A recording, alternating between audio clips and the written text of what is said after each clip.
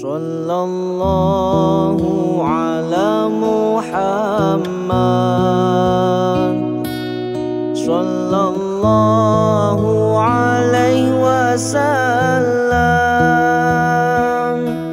sallallahu ala Muhammad, sallallahu alaihi wasallam. Kajian subuh online pada KSO 95 dan Ustadz pada pagi hari ini yang akan memberikan tausiahnya adalah Bapak Dr. Jazuli Suryadi, Master of Science, Sarjana Agama dari Universitas Mercu Buana, Jakarta. Yang akan dibahas adalah tema psikologi kematian. Yang akan membacakan Quran Surat Yunus 10, Quran Surat Yunus ayat 49-54 adalah saudara kami Mbak Eni Yuliastuti. Silakan kepada Mbak Eni Yuliastuti. Assalamualaikum warahmatullahi wabarakatuh. Waalaikumsalam warahmatullahi wabarakatuh. A'udzu billahi minas syaitonir rajim. Bismillahirrahmanirrahim. Kula amliku li nafsi daraw wala naf'an ila ma syaa Allah. Likulli ummatin ajal.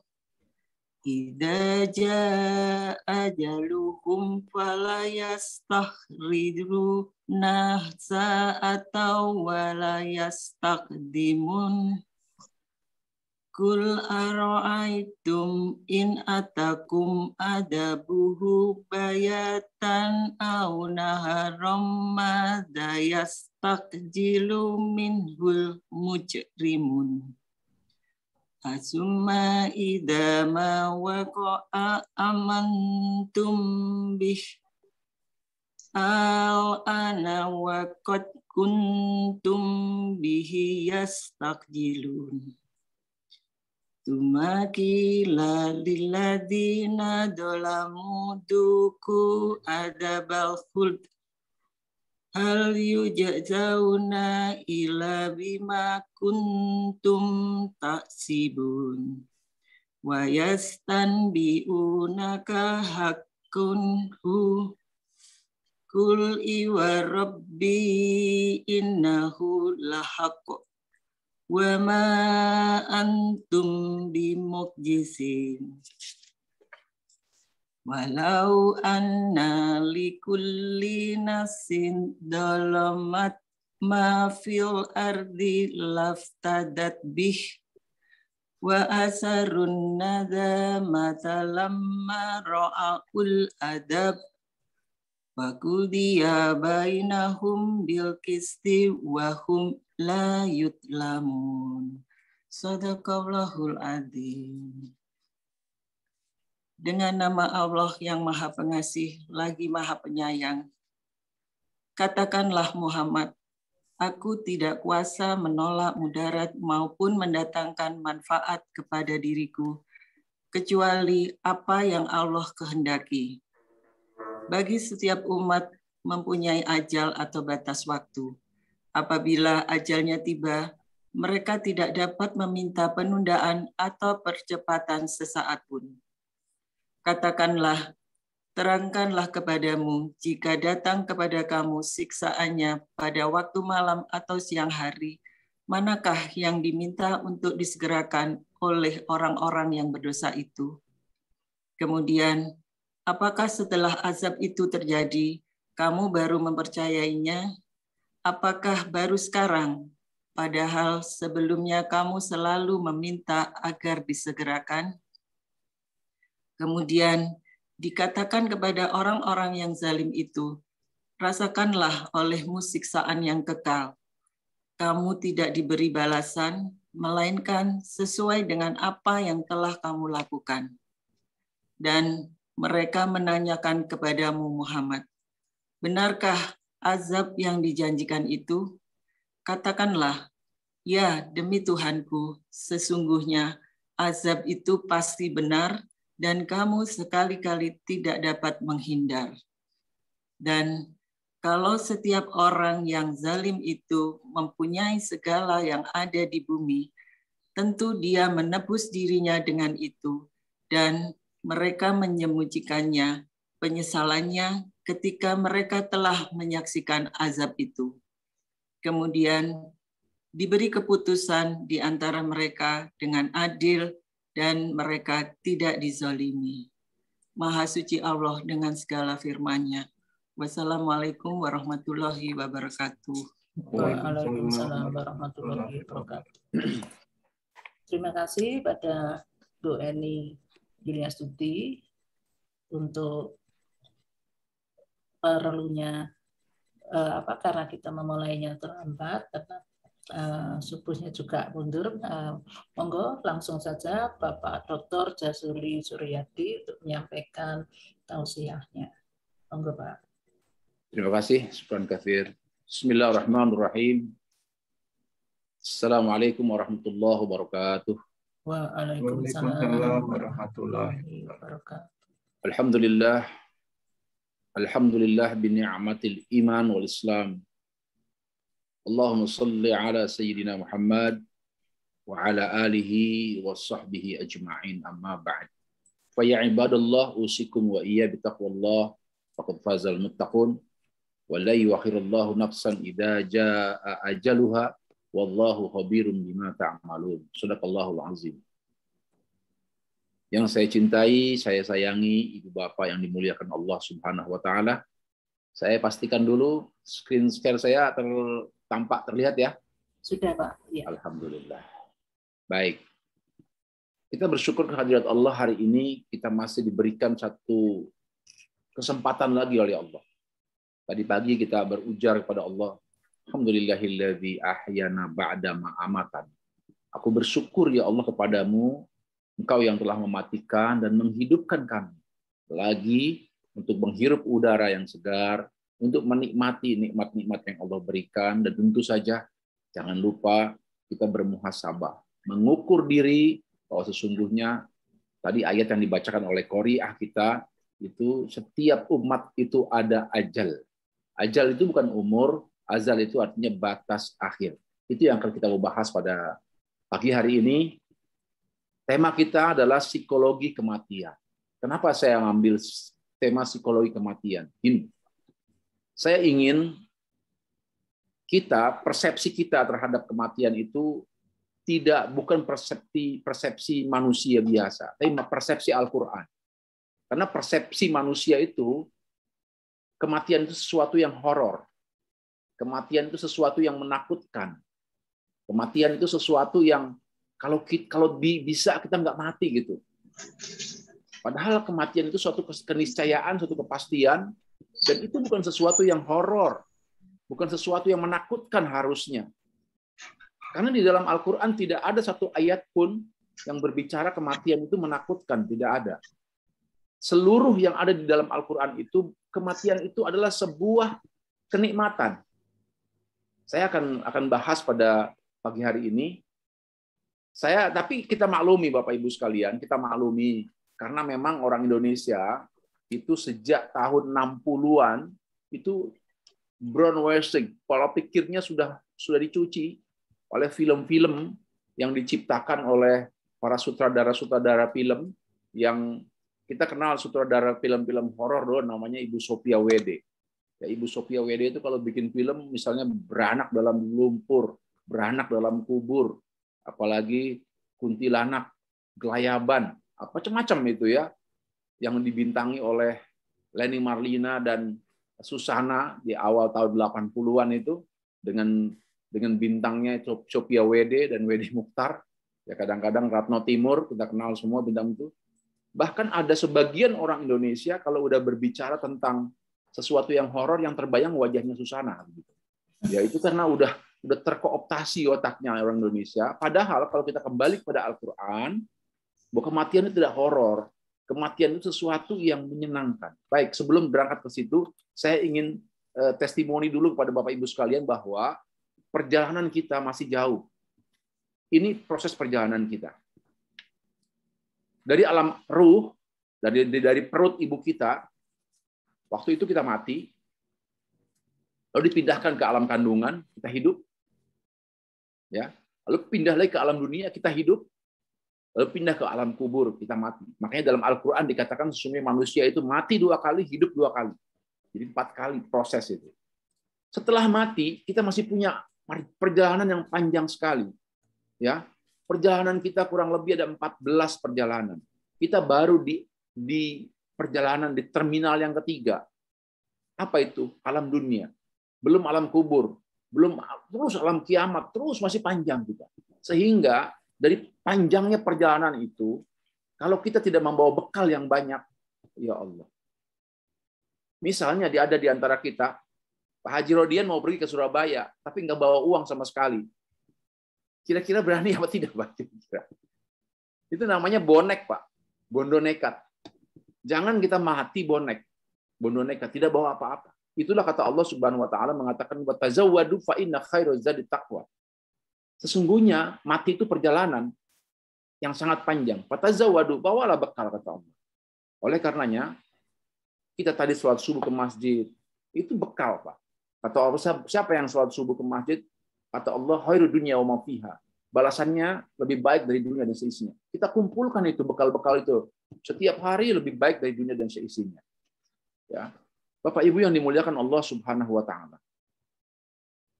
Kita infak, sedekah, itu juga sama dalam rangka kita mengumpulkan bekal kita. Kenapa? Perjalanan sangat jauh. Satu hari di akhirat itu 1000 tahun di dunia. Satu hari di akhirat itu 1000 tahun di dunia. Nanti slide ini saya share ke Pak Henry supaya semua bisa terima ya slide ini. Oke, yang kedua, setiap hari kita baca doa Allahumma khtim lana bi husnil khatimah wa la takhtim alaina bisu'il khatimah. Setiap hari doa ini kita baca, doa pendek ini. Kita hanya minta kepada Allah supaya kita mati, kita khatim dalam keadaan husnul khatimah. Dan kita tidak ingin mengakhiri hidup ini dengan keadaan su'ul khatimah. Allahumma ftih lana fi husnil khatimah wa la tahtim alaina bisu'il khatimah. Doa ini biasa dibaca oleh Rasulullah di sujud-sujud terakhir. Doa ini biasa dibaca oleh Rasulullah itu di sujud terakhir sambil meneteskan air mata, ya Allah, wafatkan aku dalam keadaan husnul khatimah, wafat yang diridhoi Allah Subhanahu wa taala. Bapak Ibu yang dimuliakan Allah Subhanahu wa taala, manusia tidak akan bisa sembunyi dari kematian. Aina ma takunu yudrikukumul maut walau kuntum fi burujim musyayyadah. Apa itu artinya burujim musyayyadah? Itu artinya tembok yang sangat tebal. Jadi dulu ada orang namanya Kamal Pasha Ataturk. Ketika dia sakit, dia diminta dibuatkan benteng yang tebal. Dia minta dibuatkan satu tembok yang tebal dan dia ada di dalamnya. Ketika ditanya oleh salah satu perdana menterinya, untuk apa Tuan? Agar malaikat tidak bisa masuk. Agar malaikat tidak bisa masuk. Bikin tembok yang kuat. Maka tetap saja malaikat masuk. Karena malaikat itu makhluk gaib, dia bisa masuk dari mana saja. Termasuk Presiden Marcos dulu, ingin dimasukkan dalam satu tempat semacam akuarium ketika dia sakit, supaya malaikat tidak bisa masuk. Tetap saja. Ya. Bahkan puluhan tahun, itu belum dikuburkan juga, itu baru di awal tahun 90-an, dia di tahun 2000-an itu dimakamkan. Kenapa? Burujim musyayyadah. Meskipun kita bersembunyi di satu tempat yang sangat tersembunyi, kematian itu pasti datang. La yastakhirun sa'atan. Baik, kita lihat kematian itu menurut Al-Qur'an seperti apa. Selama ini kita mengapresiasikan mati itu menurut kita. Kita lihat menurut Al-Qur'an. Oke ya. Mati menurut Al-Qur'an itu cuma ada 4 kalimat di dalam Qur'an yang mengisyaratkan kematian. Yang pertama, ar-ruju. Itu artinya pulang. Ada kalimat inna lillahi wa inna ilaihi raji'un. Ruju. Itu 4 kali diulang dalam Al-Quran. Orang Indonesia, kita semua itu kalimat inna lillahi itu jadi kalimat yang sangat menakutkan itu. Ya, padahal kalimat itu harusnya tidak menakutkan. Kenapa?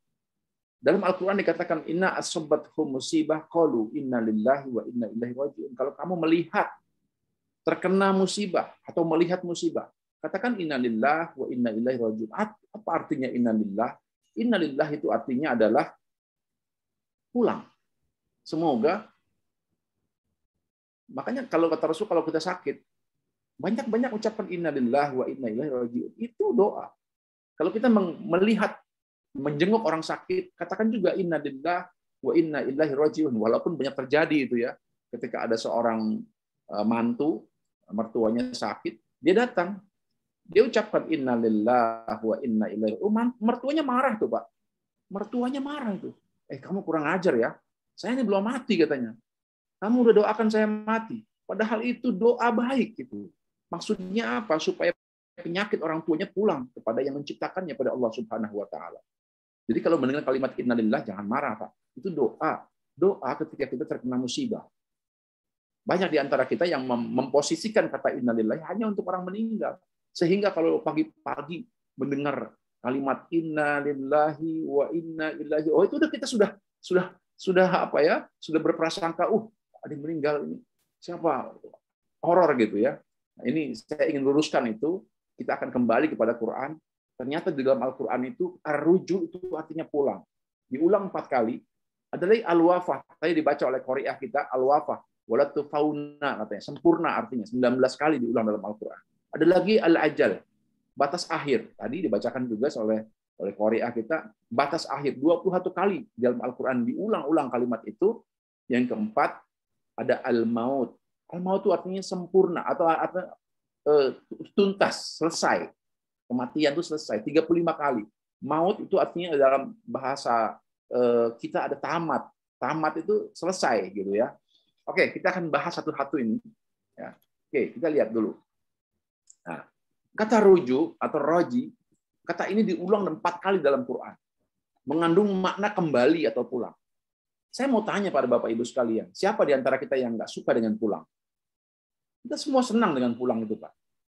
Anak-anak muda yang baru kerja, ya jam 3 tuh udah matiin komputer, udah lihat-lihat jam. Pengen apa, Pak? Pengen pulang, Pak. Ya, kalau kita ingin bikin kuesioner ya, kosakata apa yang paling disukai? Pasti kosakata pulang di antara kosakata yang paling disukai, Pak. Kira-kira seminggu lagi mau Lebaran. Kata-kata yang paling populer itu apa? Pulang. Iya. Haji Andri mau pulang nggak? Gitu kan, pulang. Jadi pulang itu sesuatu yang paling disukai oleh manusia. Anak-anak sekolah, lihat anak-anak sekolah. Anak-anak sekolah itu kalau dikasih pengumuman anak-anak pulang, suka itu.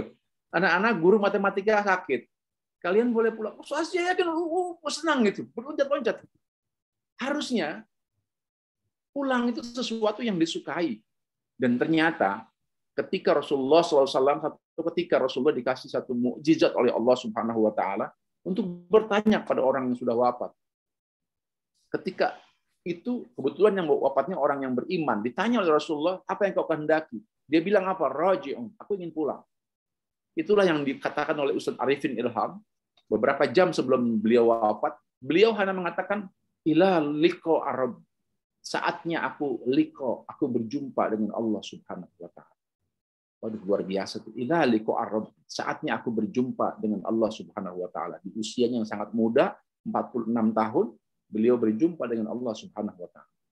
Dan kata Rasulullah, kalau kamu tanya juga orang yang sudah dikubur, orang beriman yang dikubur, apa?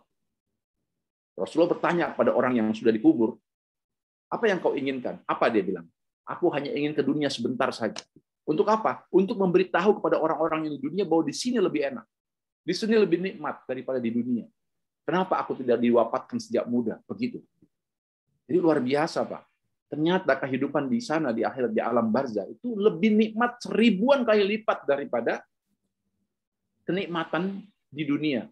Nanti kapan waktu kita akan bahas materi saya ada kehidupan setelah kematian. Nanti kapan waktu ya. Ini kita akan bahas dulu nih makna kematian menurut Al-Quran. Jadi kematian menurut Al-Quran itu artinya pulang, rujuk. Kalau ada suami istri, yang lama tidak saling bicara, lama sudah pisah ranjang, terus kembali, itu namanya rujuk. Rujuk itu kembali, pulang. Wa basyiris sabirin alladzina idza asabatkum musibah qalu inna lillahi wa inna ilaihi raji'un. Al-Baqarah 154, 155 itu mengatakan roji'un, pulang artinya. Ya, pulang itu kalimat yang nangis cuma kita aja yang ditinggalkan, Pak. Kita nih yang meninggal tuh senang, Pak. Ya, kita nih meninggal senang. Syaratnya tentu kita menjadi orang yang beriman. Saya tidak berbicara orang yang tidak beriman. Saya berbicara orang yang beriman. Kalau orang tidak beriman, nggak usah dibicarakan lah. Itu pasti sangat horor ya. Orang-orang yang beriman itu rajiun, rujuk, itu senang. Kenapa? Karena dia akan pulang. Kecuali orang yang nggak tahu alamatnya. Di mana alamat saya? Orang yang beriman tahu alamatnya di mana? Di surga. Kalau nggak tahu alamatnya, waduh, repot itu. Jadi kayak lagunya Ayu Ting Ting itu. Kemana, kemana, kemana. Begitu, cari itu, ya, mencari alamat. Tapi orang yang beriman, dia tahu alamatnya. Di mana alamatnya? Di surga.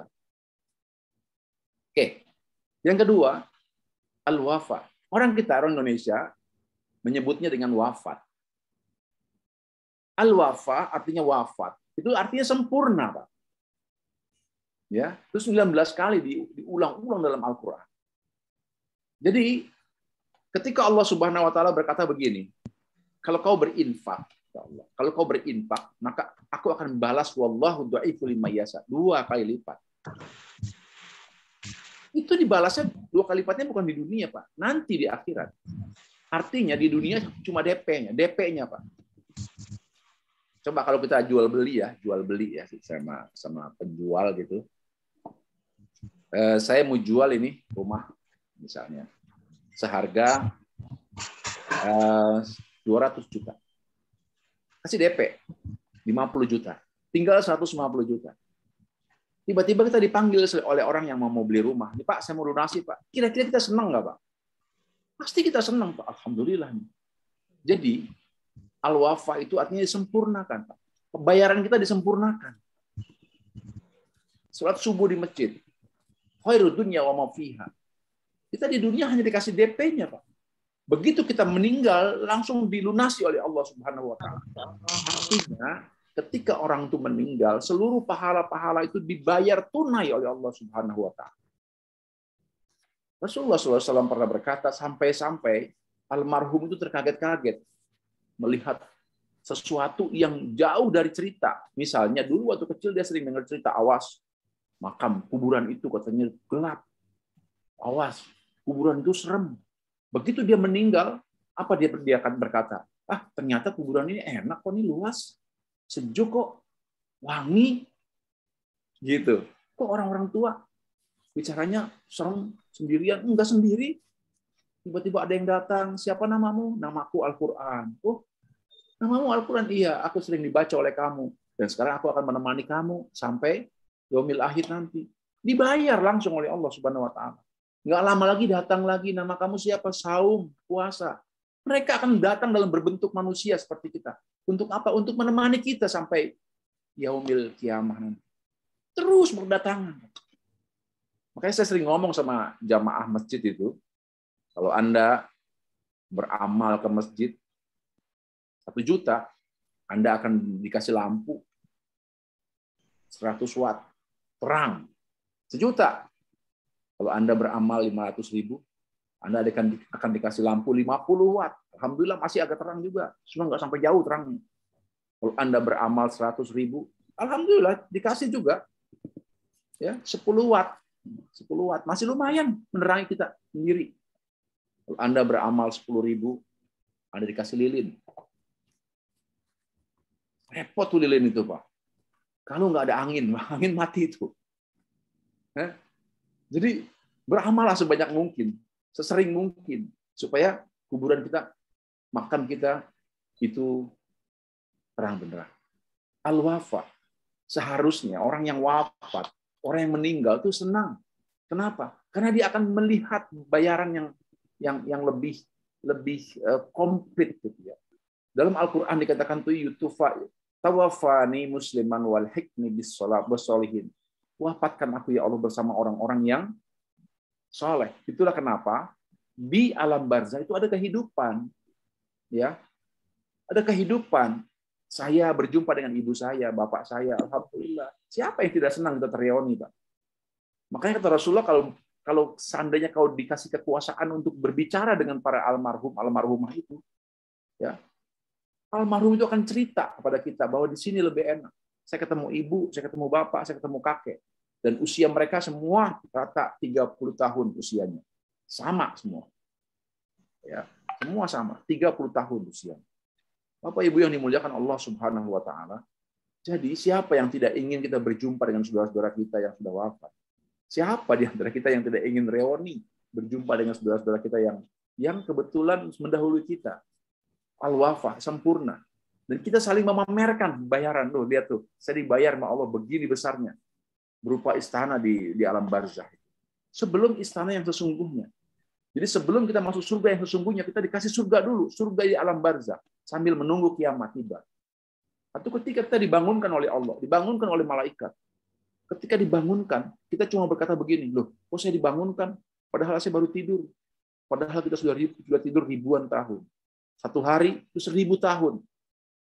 Ribuan tahun kita tidur. Betapa nikmatnya tuh orang tidur. Ya, baik. Yang ketiga, yang pertama tadi ar-raji'un kembali, ada al-wafah sempurna. Yang ketiga, al-ajal, batas akhir. Kata al-ajal ini diulang dalam Quran itu 21 kali. Bapak Ibu yang dimuliakan Allah Subhanahu wa taala. Kita ini sebetulnya dalam proses perjalanan. Ketika kita sampai batas akhir, nggak ada manusia yang tidak senang, Pak. Saya mau pulang misalnya ke kampung halaman. Kalau ibu-ibu sekalian ada orang Semarang, ya, pulang ke Semarang, kira-kira kalau sudah sampai tol Semarang, itu tol Gombel itu, senang apa tidak? Itu kan batas akhir itu. Mau ke Semarang tuh ada tol Gombel itu, senang itu. Kita mau keluar Semarang, senangnya bukan main, padahal belum sampai rumahnya, belum lihat pintu rumah kita, tapi sudah melihat tol itu udah senang. Kita orang yang pulang ke Solo, ya, udah melihat tol Solo Tigo, udah senang, Mbak, udah deket itu ke Solo. Ya. Batas akhir.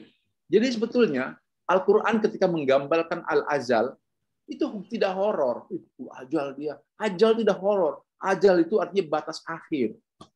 Ketika kita berlomba di dunia ini, orang lari berlomba, kira-kira tinggal satu etape lagi udah batas akhir itu. Saya yakin dia tersenyum. Gembira gitu. Bentar lagi sampai kita. Nah, itulah kenapa kata Rasulullah, kalau kau bertanya pada orang yang beriman, dia akan berkata, alhamdulillah, saya sudah berada di batas akhir. Bapak Ibu, kullu am bita'il am. Sesungguhnya dunia ini capek kata Allah. Kenapa capek? Begini. Nanti ketika kita sudah dicabut nyawa kita oleh Allah Subhanahu wa taala. Orang-orang yang beriman itu tersenyum karena sudah batas akhir. Kenapa? Dia tidak sholat 5 waktu lagi. Dia tidak ngaji lagi. Dia tidak puasa lagi. Dia tidak harus ngumpulin uang untuk haji dan umroh lagi. Dia tidak lagi harus sedekah lagi. Dia tidak harus puasa lagi. Dia tidak harus apalah macam-macam. Karena sudah batas akhir. Sudah sempurna. Sudah selesai. Sudah. Bagaimana tidak enak di sana? Kita di sini, Pak, di dunia ini, Pak, Masya Allah. Semalam saya baru pulang jam 11. Ya, pulang jam 11. Tidur, bangun lagi jam 2. Kalau tahajud, habis gitu saum gitu kan, sahur, terus ke masjid, capek lah. Kalau bicara capek. Tapi ketika kita sudah wafat, itu sudah batas akhir, udah rujuk, sudah pulang. Tadi yang kedua kita sudah disempurnakan al-wafah, sudah selesai semuanya. Siapa yang tidak suka dengan batas akhir ini? Harusnya walikulli ummatin ajal. Tadi dibacakan dia. Setiap umat itu memiliki batas waktu. Dan batas waktu itu menyenangkan harusnya. Siapapun juga ketika dia sudah berada di batas waktu, senang harusnya. Kalimatnya begini, ore. Jadi kata Rasulullah, orang beriman itu, kalau kau sayang saja orang beriman, orang meninggal tidak punya ekspresi apa-apa ya, adem gitu ya, pucat. Kata Rasulullah, seandainya orang-orang beriman itu dikasih kesempatan untuk berbicara sebentar saja, maka yang dia ucapkan adalah begini. Rasulullah mengepalkan tangannya sambil mengatakan seperti ini.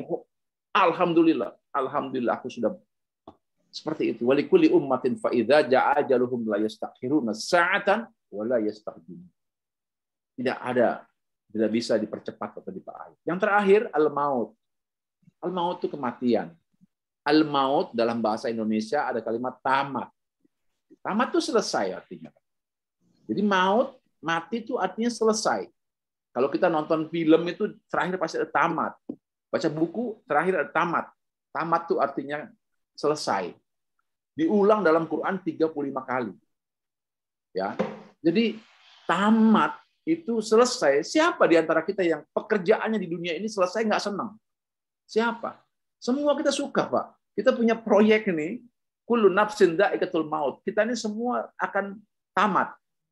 Ya, punya proyek selesai, tamat. Punya masalah. Nah, hidup ini masalah, Pak. Hidup ini adalah kumpulan masalah. Meskipun ada juga gembiranya sedikit-sedikit. Siapa di antara kita yang tidak suka ketika masalahnya tamat, ditutup oleh Allah Subhanahu wa taala? Ada orang sakit ginjal bertahun-tahun, panjang umurnya. Saya dulu punya kiai, Allah yarham, Kiai Siddiqiyah itu ya. Beliau sakit ginjal itu bertahun-tahun. Beliau katakan begini, sembuhnya nanti dengan maut. Jadi maut itu penyembuh. Ada kalimat al-mautu syifa'ul linnas. Maut itu penyembuh manusia. Ada orang bertahun-tahun sudah mengidap sakit cancer ya. Sudah dikemo, udah puluhan kali dikemo. Allah belum juga izinkan dia untuk wafat. Ketika dia wafat, dia itu adalah sembuh yang sesungguhnya. Siapa di antara kita yang tidak ingin tamat hidupnya, sembuh yang sesungguhnya? Ya, kullu nafsin dha'iqatul maut, summa ilaina turja'un. Turja'un, kembali, pulang, semua bahkan pulang. Dan ketika kita pulang, kita tidak membawa problematika di dunia. Penyakit-penyakit itu tidak ada lagi dibicarakan. Permasalahannya sekarang, mau seperti apa kita mati? Itu masalah, Pak. Karena kata Rasulullah SAW, kalau ini bergantung pada habit, Pak, pada kebiasaan. Karena ada orang mati, Pak, itu mengucapkan kalimat begini. Ada ini, belum lama, Pak. Skak. Skak. Skak. Skak. Mau mati yang diucapkan skak-skak itu. Mungkin kebiasaannya main catur. Kebiasaan main catur. Ada seorang suster bercerita pada saya. Ada Pak Ustadz, orang meninggal itu, yang ditanya cuma surat. Istrinya datang, mana surat? Anaknya datang, mana surat? Semua anaknya 5 datang semua, ditanyain satu-satu surat. Surat apa, Pak? Surat apa? Ada surat tanah, surat ini, surat mobil. Tanya. Padahal 2 detik lagi dia mau wafat. Kenapa? Sepanjang hidupnya yang dipikirkan hanya dunia. Itulah kata Rasulullah SAW dalam salah satu hadisnya, bahwa kematian itu, husnul khotimah itu harus dijemput. Nggak bisa direkayasa. Dia harus dihabitkan. Ya. Jadi kalimatnya husnul khotimah ya Bu Ibu Bapak sekalian ya. Saya sering melihat, membaca itu di media sosial. Kata husnul itu pakai KH. Salah itu ya. Harusnya husnul khotimah.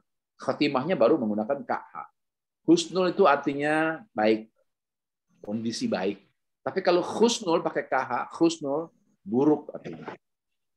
Tercela gitu. Jadi mati yang hati-hati, jangan salah cetak, jangan salah tulis sih, jangan salah tulis. Jadi husnul khotimah itu husnul khatimah. Jangan husnul hatimah, jangan. Jadi kalau husnul hatimah itu mati dengan cara yang baik. Tapi kalau husnul mati dalam cara yang tercela. Itu kosakata saja ya, jangan salah ya. Oke. Jadi mati itu sesuai dengan kebiasaan, sesuai habit. Kata Rasulullah SAW dalam hadis Muslim 2878, yub'atsu kullu 'abdi 'ala ma mati 'alaihi. Setiap hamba akan dibangkitkan berdasarkan kondisi meninggalnya. Sedang apa dia meninggal? Seperti itu dibangkitkan. Dipermalukan kita di hadapan Allah. Kalau ada orang yang wafatnya sedang berzina, maka dibangkitkannya itu dari sedang berzina, sedang memegang-megang kemaluannya. Kalau dia meninggal sedang bergibah, ngomongin orang, nanti dibangkitkan di hadapan miliaran manusia di alam barzah, dia dalam keadaan berkata-kata ngomongin orang. Kalau dia sedang bermain judi, maka dibangkitkan juga dalam keadaan bermain judi suatu saat nanti. Nauzubillah min dzalik. Kata Allah, kata Rasulullah, ayyu yamut ala ma'asya alaihi wa yub'asu ala dzalik. Yaitu meninggal di atas kehidupan yang biasa dia jalani. Sedang apa dia? Kalau dia senang yang mendengarkan ceramah, dia akan meninggal dia sedang mendengarkan tausiah. Kalau dia senang sholat duha, dia bisa meninggal dalam keadaan sholat duha. Itulah kenapa para sahabat memiliki ibadah unggulan. Bilal bin Rabah. Kata Bilal bin Rabah, aku tidak kuat puasa. Karena pekerja aku memecah batu. Kerjaan kasar. Apa yang kau lakukan? Aku sholat malam. Qiyamul lail. Aku tidak punya harta karena aku orang miskin, kata Bilal. Aku tidak punya kendaraan karena aku juga orang miskin. Jadi di antara kita harus punya ibadah unggulan. Ada sahabat yang paling paripurna ibadahnya. Siapa dia? Umar, Utsman, Ali, Abu Bakar. 4 orang ini paripurna, tidak ada yang kurang. Seluruhnya dia kuasai. Sementara sahabat-sahabat yang lain mungkin seperti kita. Ada yang tidak kuat puasa tapi kuat sholat malamnya. Ada yang tidak kuat sholat malam, tidak kuat puasa, tapi kuat sedekahnya. Dia bisa masuk surga dari babu sedekah. Ada orang yang sedekahnya nggak kuat. Sholat malamnya nggak juga suka sholat malam. Puasa juga sama nggak kuat. Tapi dia tidak pernah berhenti membaca Al-Quran. Tilawah Qurannya luar biasa. Dia mati dalam keadaan sedang membaca Al-Quran. Ada orang 4-4-nya nggak bisa baca Quran juga nggak bisa, saya udah tua, jelek baca Qurannya. Puasa nggak kuat saya. Yang mulai apalagi ya, sedekah saya orang miskin. Apa yang bisa saya lakukan? Kata Rasulullah, ada jalan teringan katanya. Kamu masuk surga. Apa itu? Tabassum muka, tersenyumlah kamu. Berikan orang yang memandang. Masya Allah. Ya Pak. Tapi saya pesan ya Pak ya, senyum itu harus ada lawannya Pak. Ya, jangan sampai tersenyum nggak ada lawannya Pak. Nanti disangka, sejak kapan dia begitu? Ya Pak ya. Baik. Oke, sekarang kita mesti punya target Pak. Untuk husnul khotimah itu mesti punya target. Ketika kita bekerja di pabrik, pasti ada targeting. Kita kerja, kita kuliah, ada targetnya S1 selesai. Ada targetnya S2 selesai, S3 selesai. Ada targetnya. Usaha apapun di dunia ini targetnya. Sama Pak. Dengan alam akhirat juga mesti punya target. Target kita cuma apa? Cuma satu. Ini target kita Pak. Di dalam Al-Quran disebutkan, alladzina tatawaffahumul malaikah. Target kita adalah ketika kita wafat, malaikat itu berkata kepada kita, yaquluna salamun alaikum udkhulul jannah bima kuntum ta'lamun. Wahai, selamat datang. Kira-kira senang nggak Pak? Kalau kita datang ke satu tempat yang seumur-umur kita tidak pernah datang ke tempat itu. Ketika kita datang ke situ, ada orang putih, bersih, tampan, wangi, mengatakan, sayaquluna salamun alaikum udkhulul jannah. Wahai sini, sudah kusiapkan surga buat kamu. Luar biasa Pak. Jadi gini Pak, ada yang tanya sama saya begini, Pak betul Pak Ustadz, setelah 7 langkah, kita ditanya oleh malaikat, man rabbuka wa man nabiyuka. Benar itu. Tapi proses pertanyaannya berbeda. Setelah 7 langkah, bahkan orang yang meninggal itu mendengar tuh sandal-sandal orang yang meninggalkan kuburan itu 7 langkah. Maka malaikat itu datang, tergantung amal perbuatan kita. Kalau amal perbuatan kita baik, soleh, malaikat yang datang itu mengatakan, alladzina tatawaffahumul malaikati thayyibina yaquluna salamun. Sini, selamat datang. Kalimat pertama itu disebutkan adalah selamat datang. Salamun alaikum udkhulul jannah. Selamat datang, surga sudah disiapkan buat Anda. Apa kabarnya? Kalau dia orang Jawa, mungkin malaikatnya pakai dialek Jawa, Pak. Kalau dia orang Jawa, malaikatnya pakai dialek Jawa. Kalau dia orang Batak, mungkin malaikatnya, "Hei, apa kabar kau? Apa kabar kau di sini? Aku udah tunggu-tunggu kau itu." Jadi malaikat itu menyesuaikan kita. Iya. Kalau dia orang Sunda, aduh wilujeng sumpah ya Allah, kumaha damang. Gitu malaikatnya dengan kalimat yang baik. Tidak ujuk-ujuk bertanya mandrobuka, tidak. Ya, tidak mau ujuk-ujuk bertanya mandrobuka, tidak. Malaikat itu say hello dulu. Selamat datang. Ini kamu sudah ada di alam barzah. Oh, ini alam barzah. Iya, kenalkan saya malaikat Thayyibin. Malaikat Thayyibin saya. Oh, malaikat Thayyibin ini, iya. Jadi kamu malaikat, iya. Berkenalan dulu kita, Pak. Berkenalan dulu, ngobrol sana sini, ngobrol sana sini. Selanjutnya baru mandrobuka. Gitu aja tanya. Saya mau tahu itu mah jawabannya. Allah Tuhan saya mah tuh. Wa man nabiyuka. Sama begitu ya ditanya. Nabinya mah Nabi Muhammad. Pertanyaannya sangat enjoy, sangat enak sekali. Itu yang digambarkan oleh malaikat Thayyibin. Tapi ingat, orang-orang yang tidak beriman datang juga ke alam barzah sama, tapi kondisinya berbeda. Mereka berada di satu tempat yang gelap. Ma'isatan donka, kata Allah. Gelap dan menakutkan. Gelap dan sangat menakutkan. Itulah kondisi orang-orang yang tidak beriman. Dan langsung mereka bertanya, "Man rabbuka?" Dan dia bergetar, tidak bisa datang, tidak bisa jawab. Nauzubillah min dzalik. Saya yakin kalau kita tidak seperti itu. Dan apa kata malaikat? Ad-dunya siddul mu'minina wa jannatul kafir. Silakan istirahat. Di dunia itu seperti penjara ya, capek gitu. Kira-kira begitu malaikat bilangnya, ya. Wa jannatul kafir, orang-orang kafir itu biarin senang di sana. Kamu istirahat aja di dunia. Kita disuruhnya istirahat di dunia ini, di alam barzah itu, Pak. Dan kita tidur di sana. Tidur setidur-tidurnya, senikmat-nikmatnya. Apa kata malaikat? Fatazawwadu fa inna khairul jadi taqwa. Kamu sudah punya bekal. Sudah kamu tidur saja. Nanti aku bangunkan menjelang kiamat. Allah Subhanahu wa taala. Target kita jelas tadi. Yaitu kita ingin ketika kita wafat nanti kita langsung disambut oleh malaikat dan kita diberikan reward oleh malaikat. Bapak Ibu yang dimuliakan Allah Subhanahu wa taala, setelah ini mungkin ada diskusi dan sebagainya, dan insya Allah kajian selanjutnya kalau nanti ada waktu lagi untuk kajian selanjutnya, dan ini adalah kelanjutan dari materi ini, yaitu judulnya manajemen kehidupan. Bagaimana memberikan optimalisasi pada sisa usia, ya, optimalisasi pada sisa usia. Jadi ada orang kita inilah usia kita ada yang 60, ada yang 65, mungkin masih ada beberapa tahun lagi insya Allah berikan bagaimana mengelola itu, bagaimana memaksimalisasi, mengoptimalisasi sisa usia yang Allah berikan. Ya, mudah-mudahan ada manfaatnya. Silakan Bapak Ibu sekalian kalau ada yang ingin diperbincangkan, yang akan didiskusikan, monggo. Matur nuwun Pak Ustadz. Silahkan teman-teman yang ingin menyampaikan pertanyaan, tetapi di kolom chat sudah ada pertanyaan yang menyampaikan begini Pak Ustadz.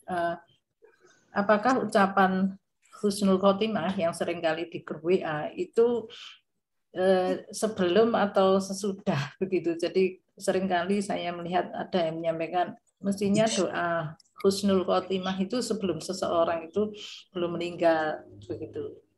Itu pertanyaan di apa? Baik, ini pertanyaan yang sudah ratusan sekali disampaikan pada materi ini ya, dari materi yang saya sampaikan kebetulan. Ini sering sekali ditanyakan ya. Husnul khotimah itu mati dalam keadaan sukses gitu ya, mati dalam keadaan baik, mati dalam keadaan terpuji. Memang sebaiknya itu disampaikan ketika kita melihat orang yang sudah payah gitu ya, sudah menjelang wafat gitu ya. Kita doakan semoga husnul khotimah. Kalimat husnul khotimah itu sebetulnya bukan hanya untuk orang yang wafat saja. Ya. Orang yang mau pensiun, kira-kira 3 tahun lagi mau pensiun, katakan mudah-mudahan husnul khotimah. Husnul khotimah apanya? Pekerjaannya. sampai pensiun tidak ada cacat celaknya. Karena ada orang, Pak, setahun lagi mau pensiun, ada masalah di kantornya. Ada korupsi di kantornya. Masuk dalam jajaran orang yang akan di KPK-kan. Ada orang yang kira-kira tinggal 3 hari lagi. Mau turun, ada. Jadi kata husnul khotimah itu tidak hanya diucapkan buat orang yang wafat saja.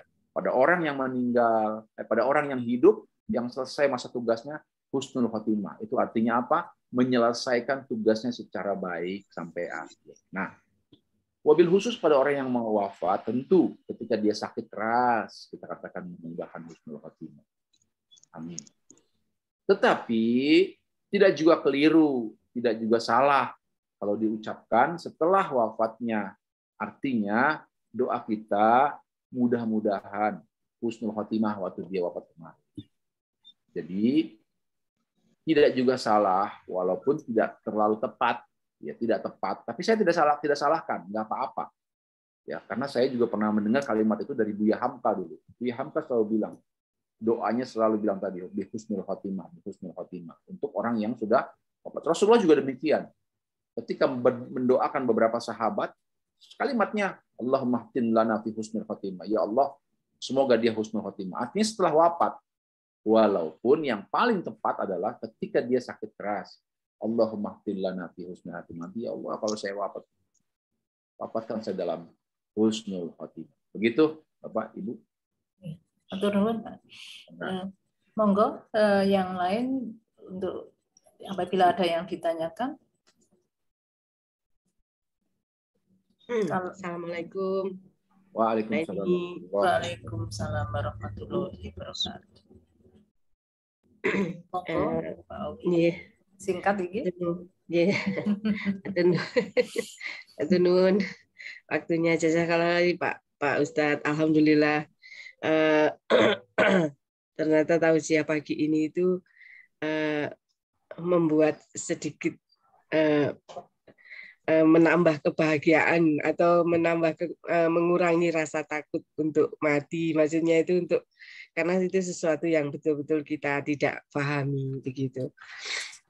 Tapi menurut saya apa yang disampaikan Pak Ustadz itu tentunya adalah bagi orang-orang yang insya Allah baik begitu, Pak Ustadz. Maksudnya itu memang ada cerita-cerita yang sebaliknya begitu. Maksudnya itu bagi orang-orang yang pendosa atau bagaimana itu betapa sakitnya, seperti ibarat kematian itu seperti tulang yang dicabut dari ikan misalnya yang dengan arah sebaliknya dan seterusnya. Ya, mudah-mudahan tapi saya kira saya juga tidak terlalu senang memperhatikan, maksudnya itu ya mudah-mudahan kita termasuk golongan orang-orang yang mendapatkan husnul khotimah begitu dengan yang baik seperti yang Pak Ustadz sampaikan.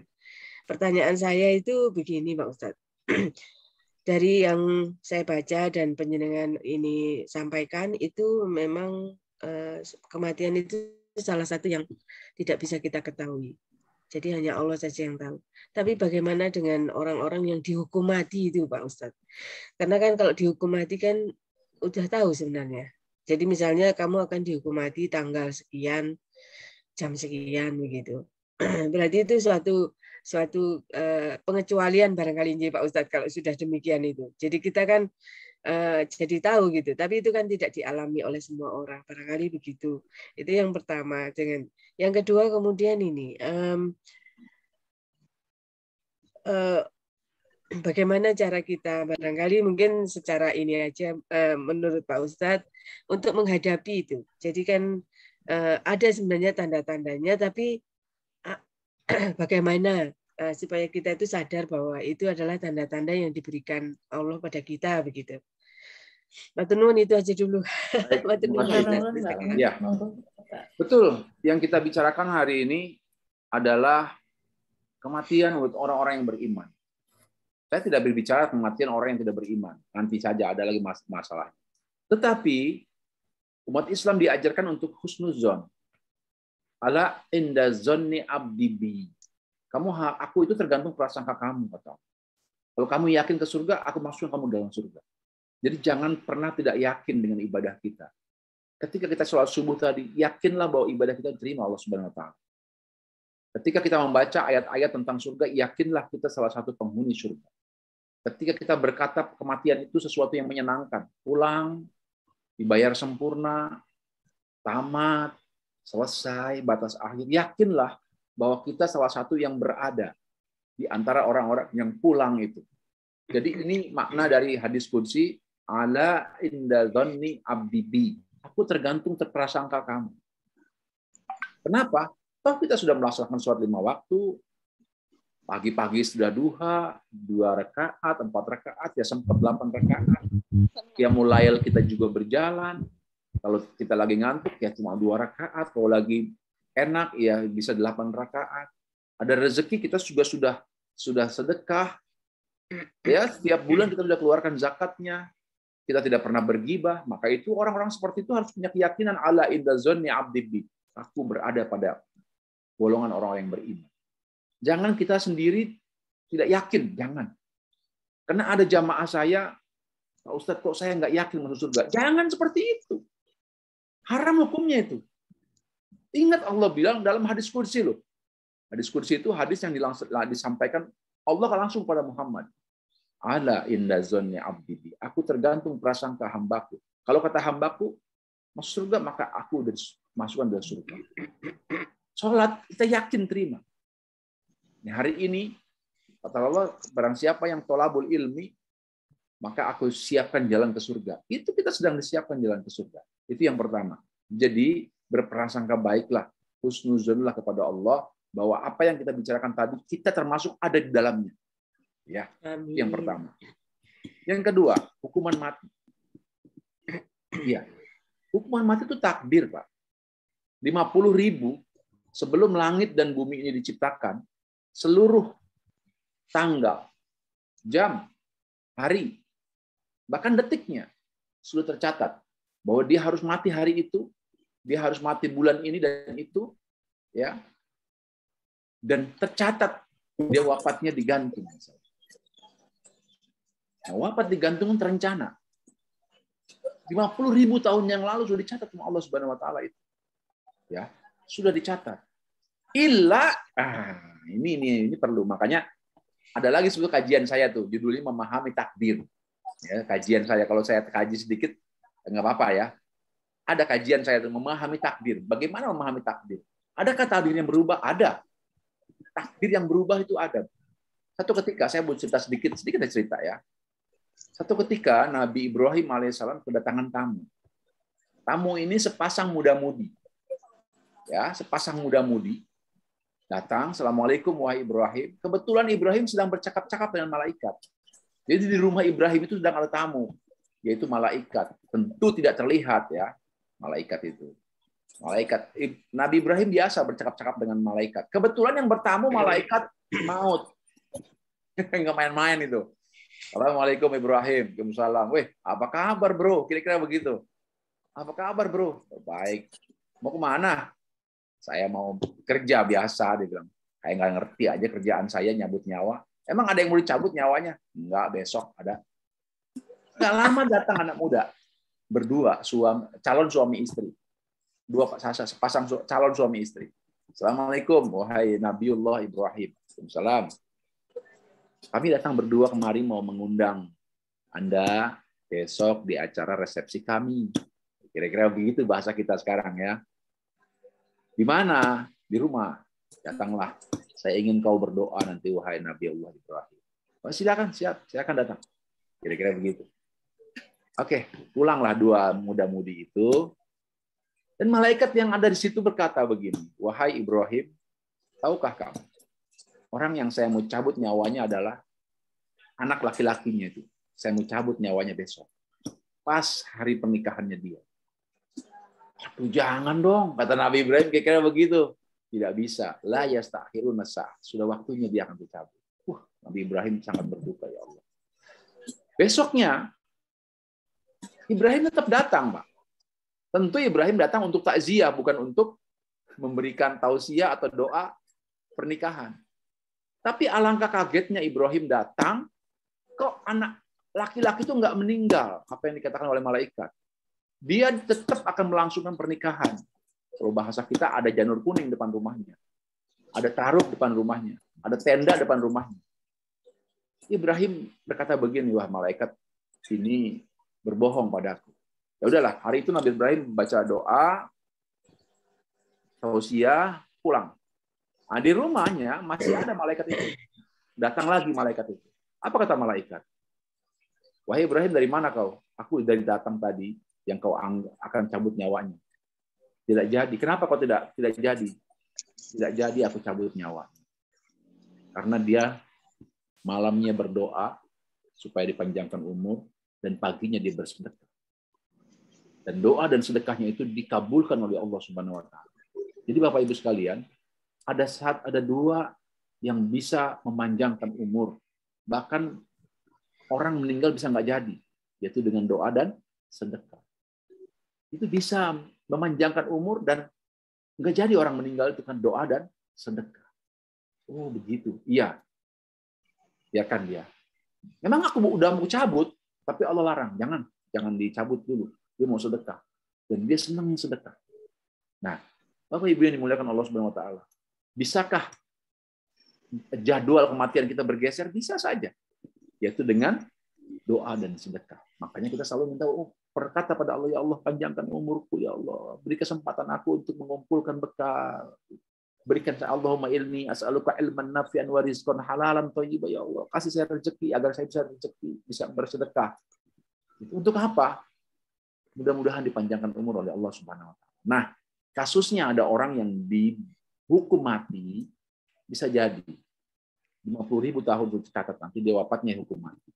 Dia udah tahu hak min apa saya akan dihukum mati. Bisa juga gagal, nggak jadi. Bisa jadi juga ada keajaiban lain karena memang belum waktunya meninggal. Bapak Ibu yang dimuliakan Allah Subhanahu wa taala. Itu jawaban yang kedua. Yang selanjutnya adalah tanda-tanda kematian.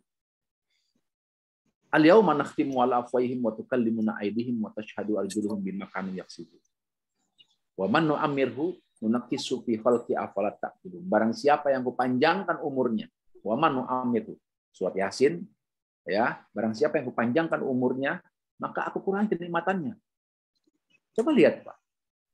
Dulu, Pak, usia 25, usia 30, kita masih enak makan durian, banyak. Tapi di usia di atas 50, mungkin sekali makan durian kita sudah semutan. Amlodipin dicari sama kita. Ya, apa namanya amlodipin ya? Saya nggak pernah minum obat begitu.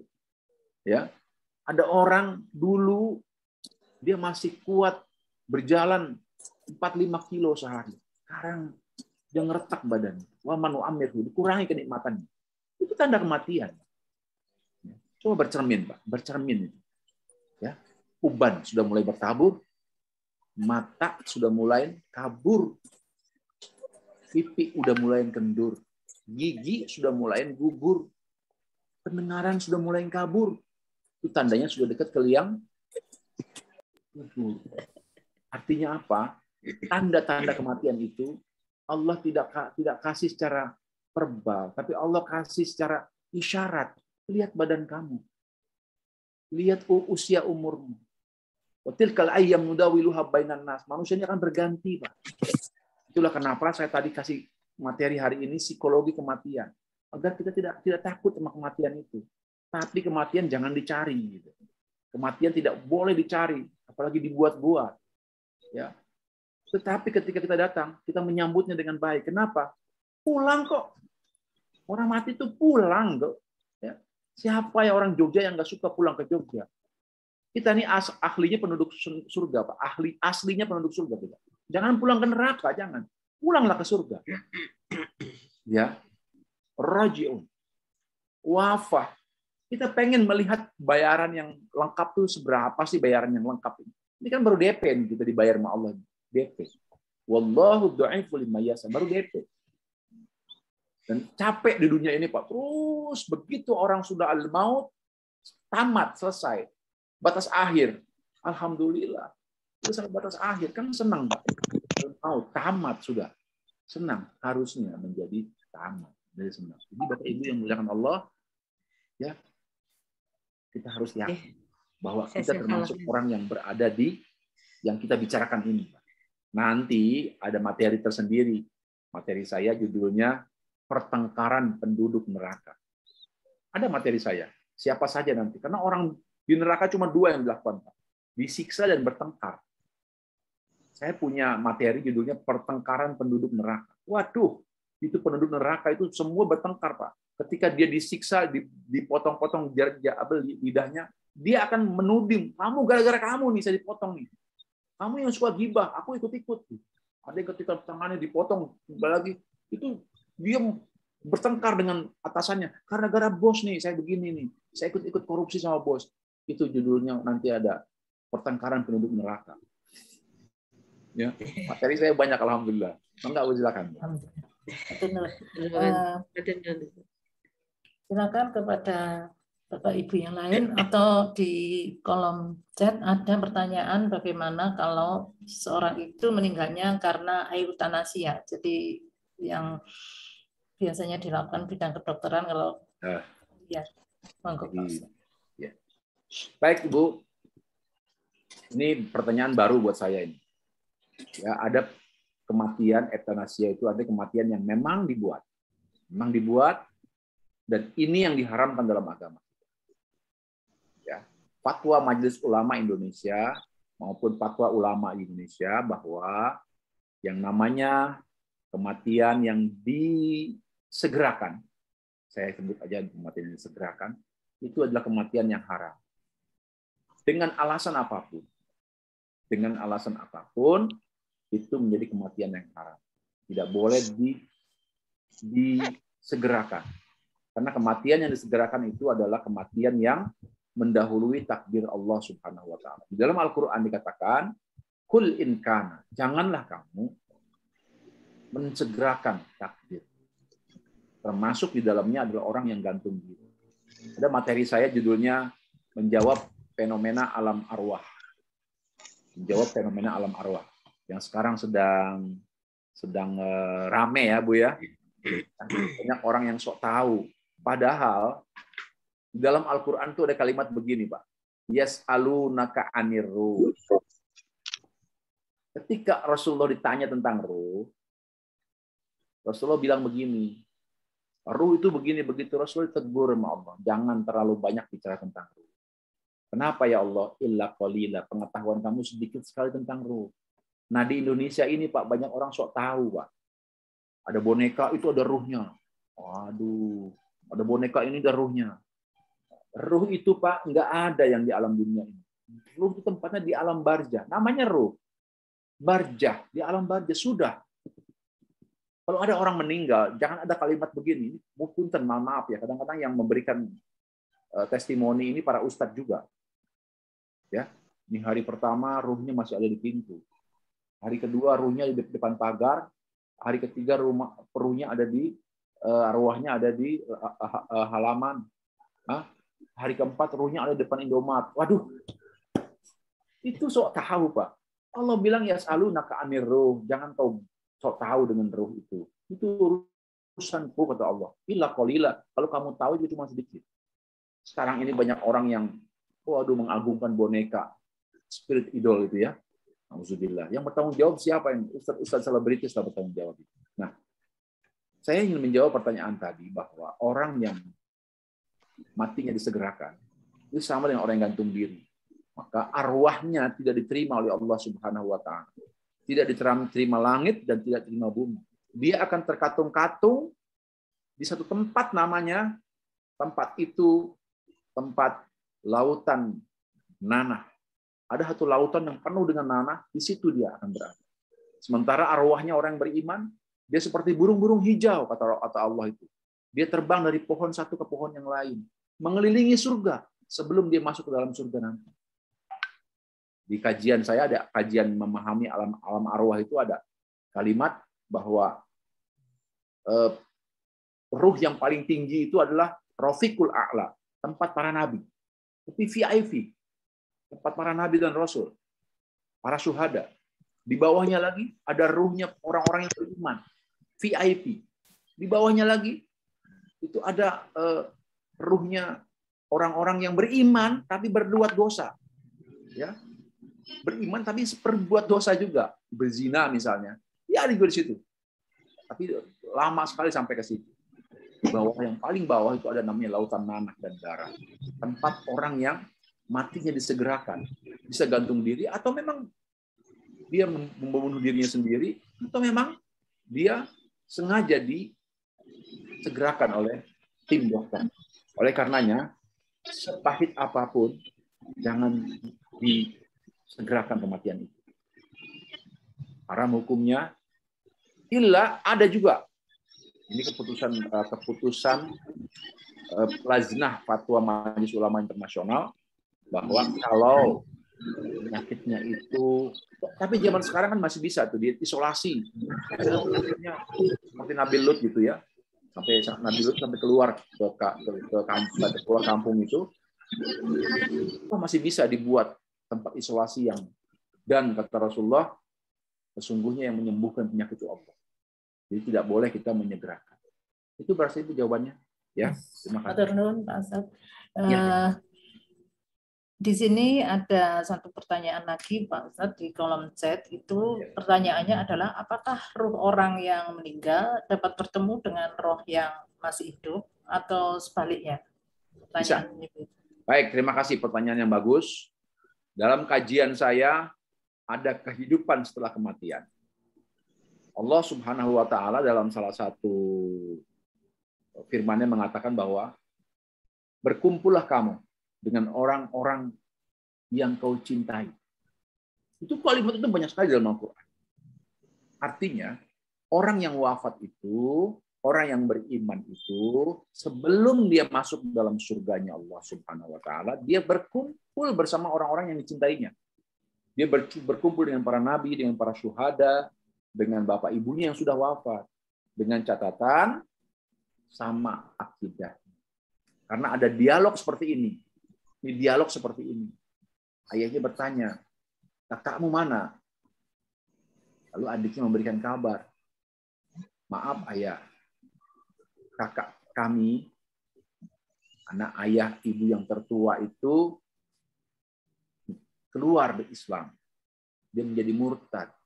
Sehingga tidak bisa bersama-sama dalam safinatun najah, dalam satu perahu. Maka berdukalah orang tuanya. Kenapa dia berduka? Karena anaknya ada yang murtad, tidak seakidah, tidak bisa berjumpa di sana. Nah, sementara orang yang beriman berjumpa, dia berada di tempat yang sangat dimuliakan oleh Allah. Bahkan digambarkan oleh Allah, orang beriman itu seperti burung-burung hijau yang berterbangan di sekitar surga. Sambil sesekali dia menengok ke isi surga. Karena belum waktunya masuk surga. Begitu masuk ke alam barzah, begitu masuk ke padang mahsyar, begitu di mizan, ditimbang, maka dia masuk surga yang sesungguhnya. Nah, Bapak Ibu yang dimuliakan Allah Subhanahu wa taala, jadi itu jawaban dari sesungguhnya kita semua berjumpa. Berjumpa. Ada materi saya judulnya Reuni di surga. 30 slide reuni saya judulnya Reuni di surga. Itu sangat indah sekali. Al-Qur'an menggambarkan mereka berjumpa dengan anak-anak mereka, dengan teman-teman mereka. Bahkan mereka bisa saling menolong. Kalau ada di antara mereka misalnya ibu-ibu yang berkumpul di pengajian ini, ya berkumpul semuanya, semua ketemu di surga, reuni di surga. Ada satu, misalnya Pak Rodian nggak ada. Ini Pak Rodian nggak ada di surga, kemana ini? Padahal dia rajin ngaji loh. Kita sebagai teman-temannya minta sama Allah bisa, ya Allah, teman saya Pak Haji Rodian kok nggak ada ya Allah. Oh, dia mampir dulu di neraka ini, mohon maaf. Dia mampir dulu di neraka. Kenapa? Dia pernah punya hutang. Dia pernah punya janji, dia lupa ketika dia wafat. Itulah kenapa yang namanya hutang itu mesti dicatat, Pak. Ya, makanya ada orang meninggal tuh dibayarkan dulu hutangnya. Nah, jadi tolong ya Allah, kami teman-temannya ya Allah. Tolong ya Allah. Jadi teman-teman bisa memberikan syafaat. Ada materi saya judulnya memahami syafaat. Teman-teman, hari diangkat. Nah, jadi sama teman saling menolong bisa. Artinya apa? Berjumpa. Bisa berjumpa nanti. Reuni yang terbesar itu ya di alam barzah itu. Reuni yang terbesar itu ya di alam barzah, halal bihalal yang terbesar itu ya di alam barzah itu. Dan yang lebih terbesar lagi adalah di surganya Allah Subhanahu wa taala. Di mana usia kita semua 30 tahun, sama usianya 30 tahun. Ibu kita, anak kita, cucu kita semua sama 30 tahun. Luar biasa, Pak. Kemudian kita bisa bahas nanti ya reuni di surga. Baik, Ibu silakan. Matur nuwun, Pak. Bapak Ibu ada yang menanyakan lagi tentang hal-hal yang ingin ditanyakan pada pagi hari ini? Saya Bu Eni, mohon maaf. Monggo, Kalau Pak. masih ada waktunya. Ada, silakan Pak. Ya Allah, monggo. Yang pertama, tolong nanti dipanggil Ustadz ya saya kalau tidak Aduh, ketemu amin, di silakan surga ya Allah. Ustadz. Dan yang lain-lain juga yang duluan masuk, tolong dipanggil kita-kita yang ketinggalan. Ini Ustadz, mungkin saya tadi kelewat sampai ke belakang sebentar. Ini Ustadz mengenai apa ya, usaha untuk menyembuhkan orang sakit gitu Ustadz. Kan biasanya ada yang sakit parah itu terus dimasukkan ICU, kemudian dipasangin segala macam alat gitu Ustadz. Nah, setelah sekian lama kadang-kadang ada gini pertanyaan dari dokter. Ini minta persetujuan gitu kan dari keluarga. Kalau dicabut itu nanti selesai gitu. Ini apakah tidak mendahului kan seperti itu Ustaz ya. Nah, kemudian kalau kita kadang kita juga berpikir kasihan kalau memang sudah waktunya ya kita serahkan aja gitu kan kepada Allah. Ya udah dicabut saja gitu ya alat-alat yang segala macam. Karena ada juga istilah ini kalau udah dicabut sudah ada selesai gitu. Nah, itu gimana Ustaz kira-kira menyikapinya apa? Baik. Terima kasih Ustaz. Terima kasih Pak Jirodian. Posisi beliau ini dekat dengan saya. Saya di menara sini, menara 2, beliau menara 8 ya. Ya Pak ya. Iya, Ustaz. Alhamdulillah. Baik. Ada satu hadis bunyinya begini. Qala Rasulullah SAW, wushidal amru ghairu ahli fantadirusya. Segala sesuatu itu serahkan sama ahli. Ya, wushidal amru ghairu ahli fantadirusya. Segala sesuatu serahkan pada ahlinya. Dalam hal ini dokter. Kita bicara soal dunia kedokteran. Manusia hari ini, alhamdulillah diprakarsai oleh Ibnu Sina, penemu kedokteran kita, Ibnu Sina, Ibnu Rus, Al-Khawarizmi dan sebagainya, menemukan alat-alat kedokteran yang semakin hari semakin canggih hari ini. Ada orang yang ketika dia berada di dalam sakratul maut, sebetulnya secara psikis dia sudah meninggal. Tetapi karena ada mesin yang menggerakkan, maka seolah-olah dia masih hidup. Ya. Kembali kepada hadis yang tadi, wushidal amru ghairu ahli fantadirusya. Saatnya kita percaya sama yang ahli. Yang ahli itu siapa? Ya dokter. Ketika dokter mengatakan begini, Bapak Ibu mana keluarganya? Begitu kan kalimat itu ya. Itu kalimat yang paling menakutkan tuh kalau udah kalimat begitu tuh ya. Karena saya alami sendiri tuh ketika orang tua di rumah sakit, Pak Haji ada keluarganya bisa itu saya sih bilang keluarganya sini. Yang pertama, itu udah dokter kalau udah bicara yang pertama, kita semua ini makhluknya Allah Subhanahu wa taala. Itu sudah hati kita sudah, aduh, kenapa dok? Ya, sabar saja. Kalau kita lihat dari pantauan saya, ini sudah pada posisi yang sangat mengkhawatirkan, begitu kalimatnya, dan sebentar lagi alat-alat ini saya mau copot. Nah, pada saat dokter bicara seperti itu, akan saya copot, itu ada dua kemungkinan. Dicopot, jantungnya masih hidup, atau dicopot, jantungnya memang sudah tidak ada, artinya sudah mati. Gitu ya. Pernah juga saya menunggu orang sakit, ketika dicopot semuanya, dokter masih mengatakan begini, alhamdulillah, nafasnya masih ada. Gitu. Alhamdulillah, kita semua teriak, alhamdulillah, gitu ya. Masih ada, tunggu saja lah. Memang betul, Pak. Beberapa minggu kemudian wafat.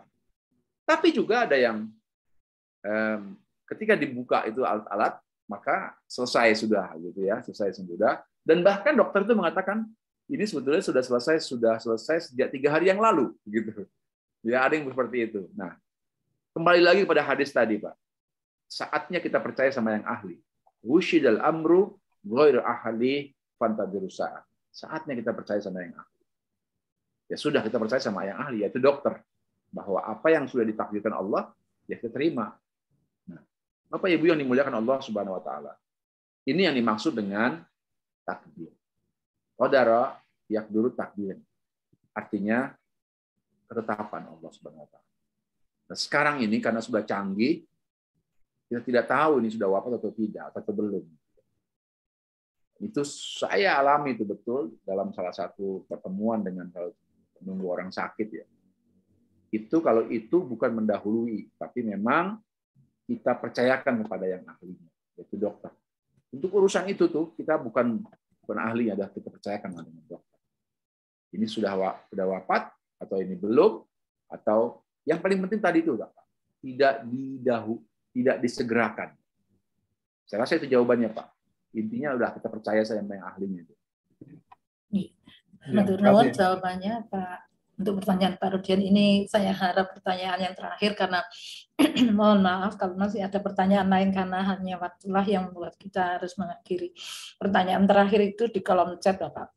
Pertanyaan ini sering ditanyakan, apakah kebiasaan berdoa kepada almarhum atau almarhumah misalnya melalui tahlilan, haul atau apakah doa tersebut bermanfaat? Dan pertanyaan yang kedua adalah bagaimana cara mendoakan almarhum dan almarhumah sesuai dengan sunnah.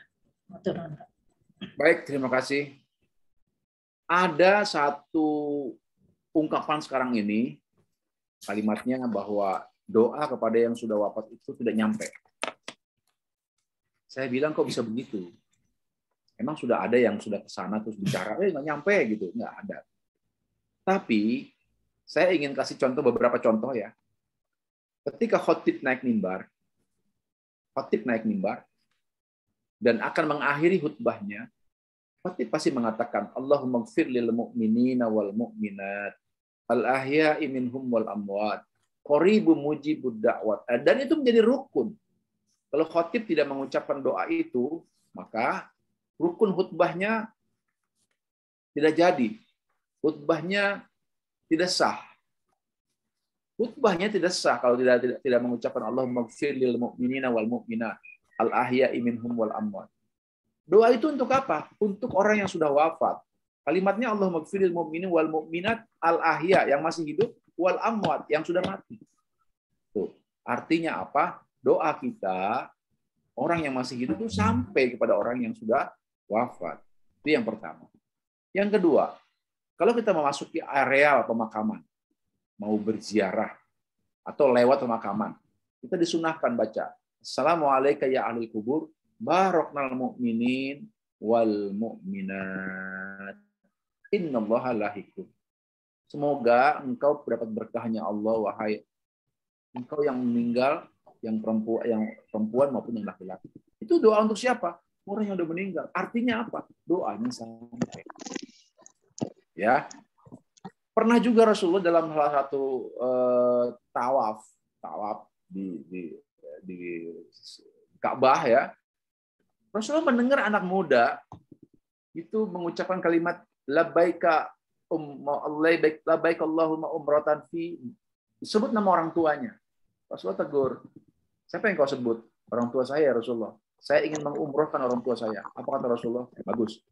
Artinya apa? Badal umroh itu boleh. Kalau ada orang tua kita meninggal, belum pernah umroh, kita badal umrohkan. Boleh. Badal haji, boleh. Sampai. Artinya apa? Doa kita sampai. Nah, doa kepada orang yang meninggal itu diantaranya tuh Allahumma ighfirli wali walidayya warhamhuma kama rabbauna shighara. Itu yang meninggal kedua orang tua kita. Kalimatnya apa? Wali walidayya, kedua orang tua kita. Nah, kalau kita ingin mendoakan orang yang lebih umum lagi, lebih umum, Allahumma ighfir lahum warhamhum wa'afihi wa'fu anhum wa ahsin nuzulahum. Orang lebih umum. Atau doa pendek saja. Allahumma ighfir lahum warhamhum wa'afihi wa'fu anhum. Kita mau doakan orang yang perempuan. Allahumma ighfir laha warhamha wa'afihi wa'fu anha. Yang laki-laki saja. Allahumma ighfir lahu warhamhu wa'afihi wa'fu anhu. Itu doanya. Nah, doa itu tidak diajarkan Rasulullah kalau doa kita tidak sampai. Artinya doa-doa kita sampai pada orang yang sudah wafat. Sampai. Ya. Nah, cuma saya ingin luruskan doa milenial sekarang ini. Ada mahasiswa tanya, Pak, kalau saya berdoa di medsos sampai nggak? Tergantung. Kalau kamu sambil nge-share, kamu mengucapkan inna lillahi wa inna ilaihi raji'un, semoga amal ibadah ini diterima. Insya Allah diterima. Ada orang sakit, kamu bilang syafaqallah. Ini mulut kita ngomong, sambil nge-share, mulut ngomong. Semoga kau cepat sembuh, ya Allah, angkat penyakitmu. Doa kamu. Tapi berapa banyak orang hari ini, mulutnya tidak berkata, cuma nge-share, Pak. Nge-share. Itu tidak doa namanya. Itu nge-share namanya. Innalillahi, nge-share. Syafaqallah, nge-share. Fi amanillah, nge-share. Nggak disebutkan di mulutnya. Karena rukun doa itu dua. Yang pertama diucapkan di mulutnya, yang kedua diyakini bahwa doa itu sampai. Kalau cuma nge-share, belum doa namanya. Hati-hati. Ini doa di era milenial ini kita mesti tahu itu. Ya, sekarang kan begitu, Pak. Ada orang sakit, nge-share, mulutnya nggak berkata. Cuma nge-share-nya ini, jadi doanya pakai jempol ini. Gitu ya, Pak ya. Saya rasa itu, wallahu a'lam bishawab. Mudah-mudahan. Punten Pak Ustadz. Punten Pak Ustadz, kalau footnote boleh ya kalau gitu ya? Gimana? Footnote. Foot voice itu Pak. Voice note. Voice note ya, ya? boleh. Itu lebih bagus. Jadi kalau voice ada suaranya, itu lebih bagus. Ya. Saya ingatkan betul teman-teman, kalau kita berdoa ya boleh nge-share, tapi mulut kita ucapkan juga innalillahi, ya Allah, mudah-mudahan. Yang sakit katakan syafaqallah, mudah-mudahan.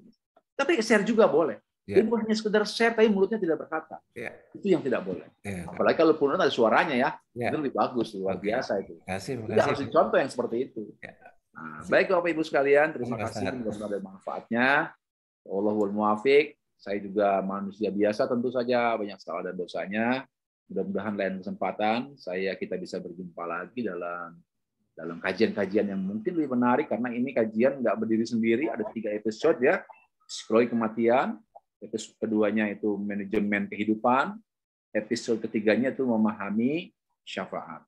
Itu 3 episode ya, mudah-mudahan bisa diakomodir di grup ini dengan senang hati, apalagi beberapa saat lagi kita Ramadan ya. Mudah-mudahan kita sangat cocok membahas hal-hal seperti ini di usia-usia kita yang seperti ini. Sekali lagi Pak Henry, mohon maaf, terima kasih diucapkan Bapak Ibu sekalian, Ibu MC, dan Pak Haji Rodian dan teman-teman sekalian. Wallahul muwaffiq ila aqwamit thoriq. Kita tutup doa kita dengan doa kafaratul majlis. Subhanakallahumma rabbana bihamdika. Assalamualaikum warahmatullahi wabarakatuh. Waalaikumsalam. Waalaikumsalam.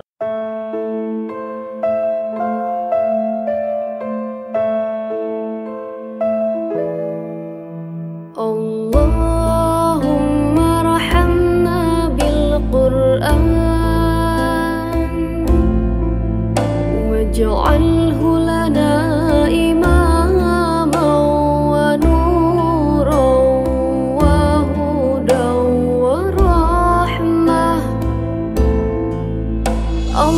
اللهم ذكرنا منه ما نسينا وعلمنا منه ما جهلنا وارزقنا تلاوته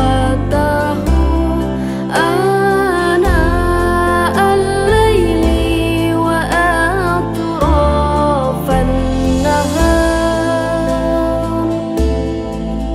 واجعله لنا حجة يا رب العالمين.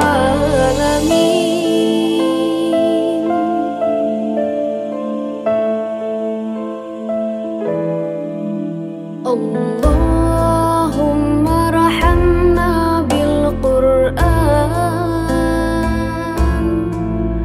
واجعل